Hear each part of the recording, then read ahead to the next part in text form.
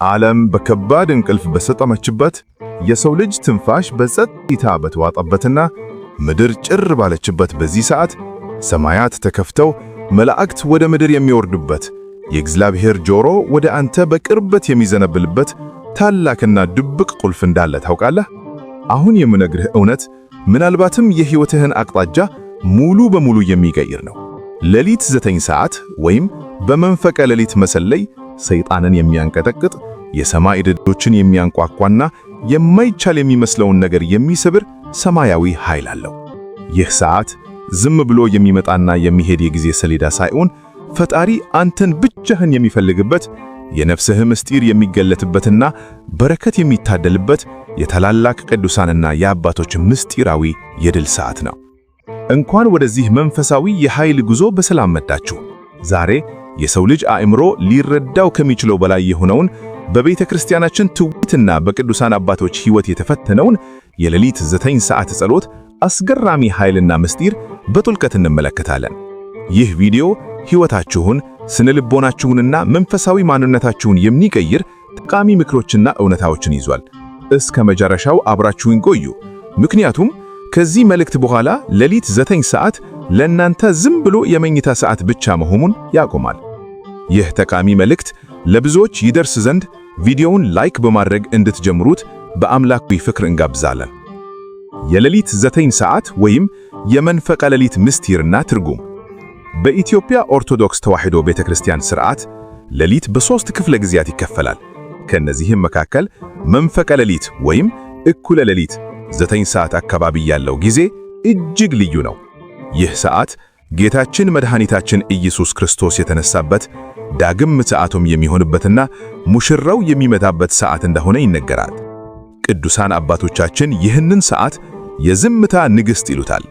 ዓለም ሁሉ በተኛበት፣ ስልኮች በጠፉበት፣ የሰው ግርግር በረገበበት በዚህ ሰዓት የምታደርገው ጸሎት ንጹሕ ጸሎት ይባላል።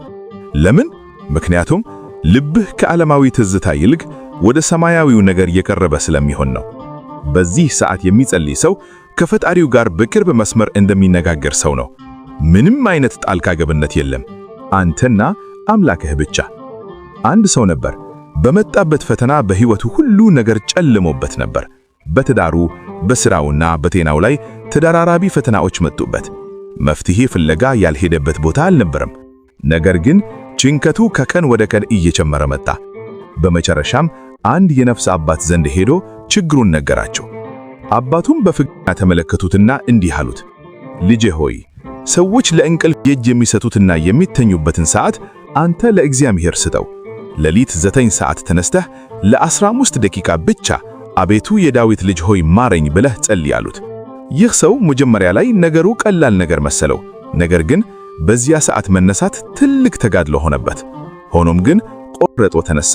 በመጀመሪያዎቹ ጥቂት ቀናት በታላቅ ድካም ጸለየ። በአምስተኛው ቀን ግን በጸሎቱ መሃል አንድ ሊገለጽ የማይቻል ሰላም ወደ ልቡ መጣ። ከ3 ወራት በኋላ የጠፉት መንገዶች ሁሉ ተከፈቱ። ያ የነበረበት ከባድ የጭንቀት ደመና ተገፎ በሥራውም ሆነ በቤተሰቡ ውስጥ ሰላም ሰፈነ።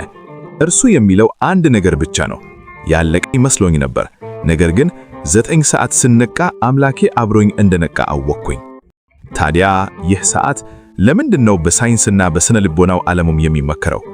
መንፈሳዊው ምስጢር ትተን እንኳን ወደ ስነ ልቦናው ዘርፍ ብንመታ ሌሊት 9 ሰዓት ላይ ነቅቶ ማሰብና መጸለይ ለአእምሮ ጤና እጅግ ጠቃሚ ነው።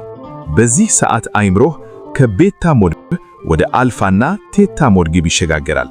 ይህ ማለት አእምሮህ እጅግ ረቂቅ የሆኑ ነገሮችን ለመቀበል፣ ጥልቅ የፈጠራ ሐሳቦችን ለማመንጨትና ውስጣዊ ሰላምን ለማግኘት ዝግጁ የሚሆንበት ሰዓት ነው። ባለሙያዎች እንደሚናገሩት በዚህ ሰዓት የሚደረገው መንፈሳዊ ትኩረት የጭንቀት ሆርሞኖችን በመቀነስ የደስታና የሰላም ሆርሞኖችን ይጨምራል። ጸሎት ደግሞ ከዚህም በላይ ነው። ጸሎት አእምሮህ ከፈጣሪው ብርሃን ጋር ስለሚያገናኘው ቀኑን ሙሉ የምትውልበትን መንፈሳዊ ጉልበት የምታጠራቅምበት ፓወር ባንክ ይሆንልሃል። ቅዱስ ይስሐቅ ሶርያዊ እንዲህ ይላል፣ በሌሊት ከሚደረግ ጸሎት ይልቅ እግዚአብሔርን የሚያስደስተው ሌላ ጸሎት የለም። ለምን? ምክንያቱም ሌሊት መጸለይ መስዋዕትነት ነው። እንቅልፍን፣ ምቾትንና ስጋዊ ፍላጎትን አሸንፎ መነሳት ፍቅርን ይገልጻል።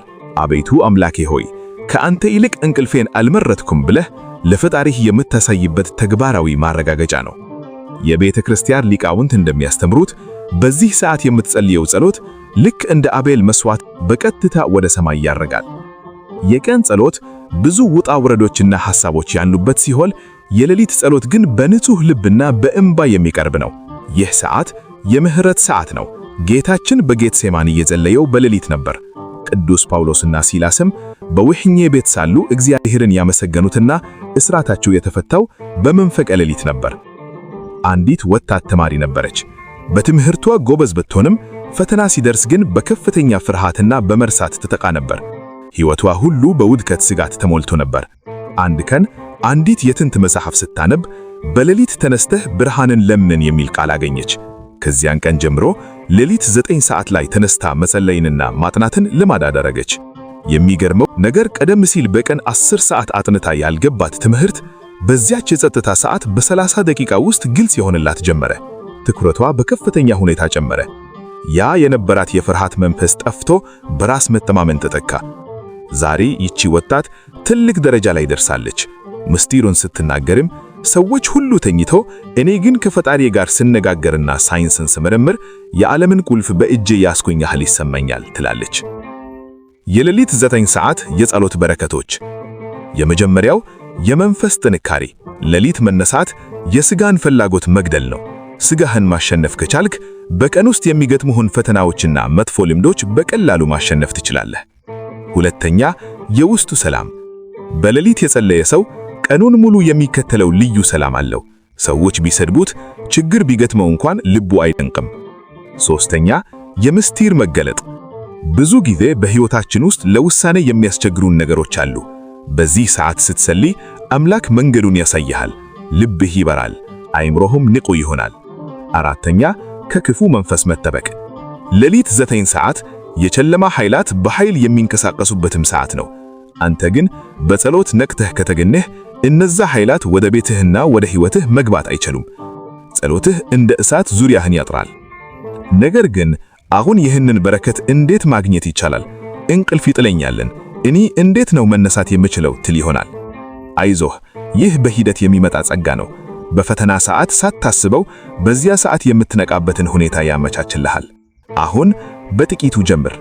መጀመሪያ ላይ በየቀኑ መነሳት ካቃተህ በሳምንት 2 ቀን ለምሳሌ ረቡዕና ዓርብ ጀምር። የጊዜ ርዝመቱን አይጨንቅህ። ሌሊት 9 ሰዓት ተነስተህ 10 ሰዓት መጸለይ ግዴታ አይደለም። ለ10 ደቂቃ እንኳን ቢሆን በንጹህ ልብ ጸልይ። መዝሙረ ዳዊትን አንብብ፣ አባታችን ሆይ በል፣ ወይም ደግሞ በራስህ ቋንቋ የልብህን ጭንቀት ለፈጣሪህ ንገረው። ሌላው አመጋገብህን አስተካክል። ማታ ላይ ከባድ ምግብ አለመመገብ ለሌሊት ጸሎት መነቃቃትን ይሰጣል። በመጨረሻም አላርም ተጠቀም። መጀመሪያ ላይ ስጋህ ስለሚከብድ አላርም ተጠቀም። ነገር ግን አንዴ ልምድ ሲሆንህ ጠባቂ መልአክህ ራሱ 9 ሰዓት ሲሆን ቀስቅሶ ያስነሳሃል። ተወዳጆች፣ ይህ የ9 ሰዓት ምስጢር በእጅ ውስጥ ያለ ታላቅ ሀብት ነው። ብዙዎቻችን ይህንን ዕድል ተኝተን እናሳልፈዋለን። ነገር ግን ዛሬ ይህንን መልእክት እየሰማህ ከሆነ ፈጣሪህ አዲስ ታሪክ ሊጀምርልህ ፈልጎ ነው። ያለህበት ችግር ምንም ይሁን ምን፣ በሽታ ይሁን፣ ድህነት ይሁን፣ የልጅ ማጣት ይሁን፣ ወይም ደግሞ የውስጥ ስብራት፣ መፍትሄው በዚያች ጭር ባለች ሰዓት አንተና አምላክህ ብቻ በምትገናኙበት የምስጢር ሰዓት ውስጥ አለ። ዛሬ ማታ 9 ሰዓት ላይ ቀጠሮ ይኑርህ። አምላክህ ሊሰማህ፣ ሊያቅፍህና ሊባርክህ ይጠብቅሃል። የሌሊት ጸሎት የእግዚአብሔርን ልብ የሚነካ ትልቅ መሳሪያ ነው። ይህንን መሳሪያ ተጠቀምበትና በሕይወትህ የሚመጣውን ለውጥ በዓይንህ እይ። ይህ ቪዲዮ ለሌሎች ወገኖቻችንም በረከት እንዲሆን ለምታውቋቸው ሁሉ አጋሩት፣ ሼር አድርጉት። እንዲሁም በዚህ መንፈሳዊ ጉዞ ላይ ያላችሁን ሐሳብና ምስክርነት በኮሜንት መስጫው ላይ ጻፉልኝ። ለቀጣይ እንዲህ ያሉ መንፈሳዊና ሕይወት ቀያሪ ትምህርቶች እንዲደርሷችሁ ሰብስክራይብ በማድረግ ቤተሰብ ይሁኑ። ምስጋና ይሁን አንድ አምላክ ለሚሆን ለአብ ለወልድ ለመንፈስ ቅዱስ ዛሬም ዘወትርም ለዘላለሙም አሜን።